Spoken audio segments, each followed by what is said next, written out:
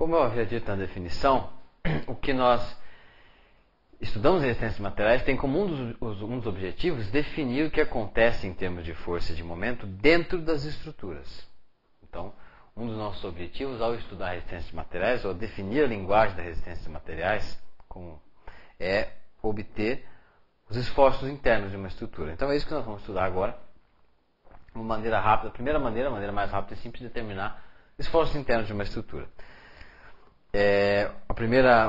Isso é um assunto muito recorrente em questões de concurso, dentro do contexto de vigas. Porque em viga, os esforços internos eles são chamados, eles são definidos.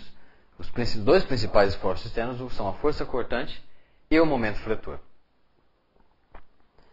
Bom, então, se nós continuarmos aqui o assunto, para quando nós continuarmos o assunto de força cortante e momento fletor, primeiro vamos fazer uma pequena definição aqui. O que é a força cortante e o que é o momento fletor, e como que nós orientamos graficamente esses dois elementos. Então, supondo uma viga, como está mostrado na figura, nós vamos adotar primeiro essa definição, que ela define o que é e qual é o sinal também, tanto da força quanto do momento. Imagina uma viga sendo fletida nessa posição mostrada em A, é o que nós vamos chamar de uma viga em flexão positiva. Significa que, nesse caso, o momento fletor é positivo quando ele tende a fazer a viga fletir dessa maneira. E, analogamente, em B, nós estamos mostrando que nós vamos chamar, o que nós vamos convencionar como flexão negativa, que se o momento fletor estiver orientado no sentido de fazer a viga fletir assim, nós vamos dizer que ele é negativo, por orientação. Existem alguns livros que invertem essa orientação para o caso do momento fletor. Nesse caso, o que vai acontecer é que a relação entre força e momento vai dar um sinal negativo entre um e outro, mas os gráficos todos podem ser obtidos de qualquer maneira. O que vai acontecer é só que o gráfico do momento vai ficar ao contrário. E ninguém precisa se preocupar com isso, porque as definições de questões de concurso não serão ambíguas, né? Ou funciona uma ou funciona a outra, e ele não pode colocar na mesma questão duas alternativas em que uma esteja correta e a outra esteja correta. Ele tende a excluir uma delas para não confundir ninguém. A mesma coisa para a força cortante. Aí vocês têm os desenhos C e D, que mostram o que é considerado cisalhamento positivo e cisalhamento negativo. E orientado dessa maneira, nós vamos ter a força cortante positiva e a força cortante negativa. Então, o momento fletor, como já foi dito, obviamente, é o momento que tende a fazer a viga fletir, a dobrar.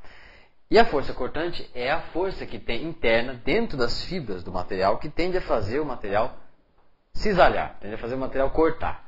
Nesse sentido que está mostrado aí. Quando o cisalhamento é de acordo com a figura C, a força interna que produz esse cisalhamento é positiva. Se ela produz um cisalhamento, se ela produz uma tendência de cortar a estrutura, de acordo com o que está mostrado em D, essa terá sinal negativo. Esses dois esforços internos, pela continuidade da estrutura, pelas relações de equilíbrio, eles possuem uma relação um com o outro. Então, nós vamos ver agora a relação entre a força e o momento.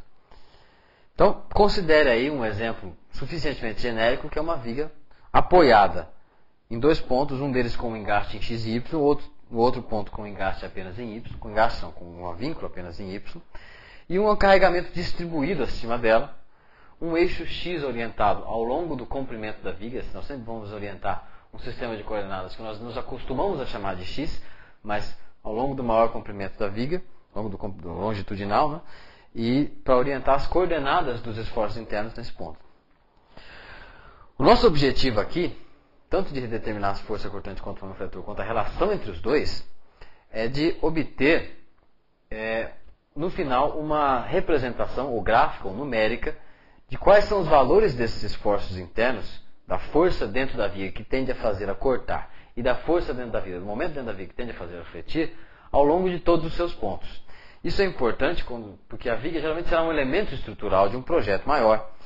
E o que você quer é saber se o material suporta as tensões que ela vai estar sujeita, devido aos carregamentos, devido aos apoios, ou se eu preciso mudar o formato da viga, se eu preciso mudar o comprimento.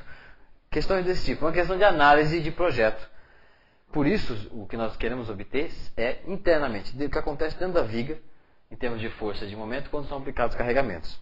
Então, nesse sentido, esse diagrama aí é desenhado, esse desenho é feito com o eixo X orientado dessa maneira, porque eu vou obter uma relação ou funcional ou uma relação gráfica entre o momento, e essa é a coordenada X, e a força cortante, a coordenada X, para avaliá-la ponto a ponto ao longo de toda a viga.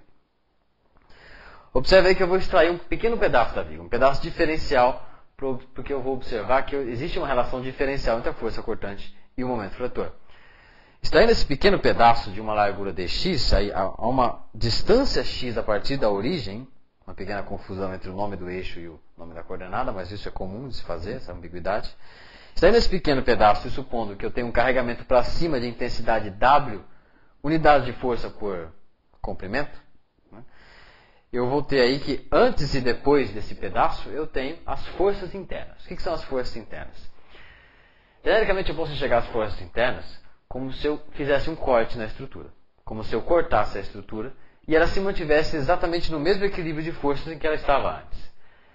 Quando isso acontece, né, é porque quando eu fiz o corte, a parte que eu retirei da estrutura exercia sobre a parte que ficou forças e momentos. Essas forças e momentos, que a parte que saiu exercia sobre a que ficou, para manter o mesmo equilíbrio, são o que eu vou entender como forças internas. Então, aí, supondo isso que eu falei, eu vou retirar um pequeno pedaço da estrutura. Esse pequeno pedaço ele está sujeito a forças e momentos que o restante da estrutura que estavam lá faziam sobre ela para manter esse pequeno pedaço em equilíbrio. O equilíbrio é válido para todos os pontos da estrutura, essa é a hipótese. Então, ó, veja que eu vou orientar no sentido positivo tanto a força cortante quanto o momento fletor, de acordo com a convenção que eu acabei de dar. Então, veja lá, eu tenho um momento à esquerda desse pequeno elemento diferencial, momento M positivo, e uma força cortante tentando fazer a viga cortar. Eu tinha a viga anterior e aqui tem um pequeno pedaço que eu retirei, a tendência de cisalhamento positivo, então eu tenho um cisalhamento V, uma força de cisalhamento, que é uma força cortante V. Do outro lado eu também tenho, só que aí eu retirei a parte à direita e, portanto, o cisalhamento positivo será no outro sentido. E para o momento eu tenho a mesma situação. No outro lado, eu tenho M, eu tenho um momento à esquerda M e um momento diferente à direita.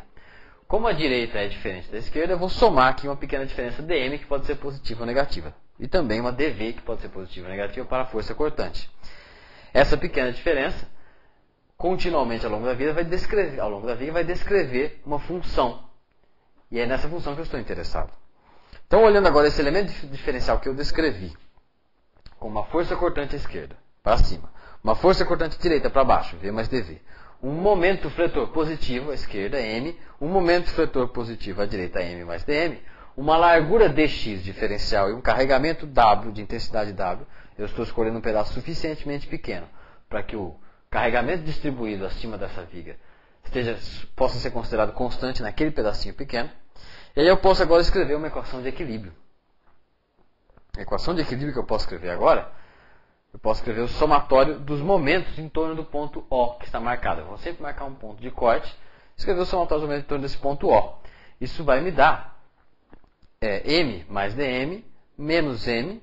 O V mais dv é uma força que está passando em cima do ponto de momento, então ela não exerce momento, a distância entre a aplicação da força e o ponto do momento é zero.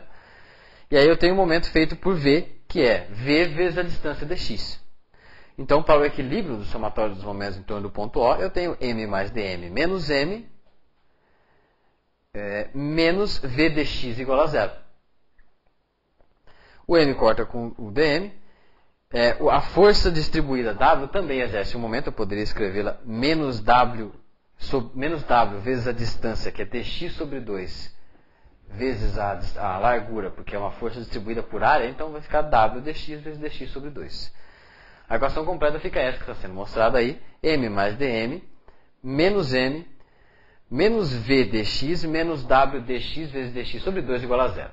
Esse diferencial duplo aqui, dx vezes dx, ele vai a zero conforme dx fica ficando pequeno, é um princípio básico que nós vemos em cálculo. Eu também posso enxergar o fato de que eu não vou, se eu dividir os dois lados por dx, ele vai tender a zero. Isolando agora, eu vou ter que V é igual a dm dx. Significa, né, que existe uma relação diferencial entre força cortante e momento fletor. Essa relação é de que a força cortante é derivada do momento fletor. Se eu tivesse adotado, como eu falei antes, uma outra convenção para os sinais do momento, uma convenção contrária que eu adotei, o que eu teria é que essa relação teria dado com o sinal oposto, V igual a menos dm dx, como aparece em alguns livros. Eu não posso garantir para vocês que será essa convenção ou aquela que será usada.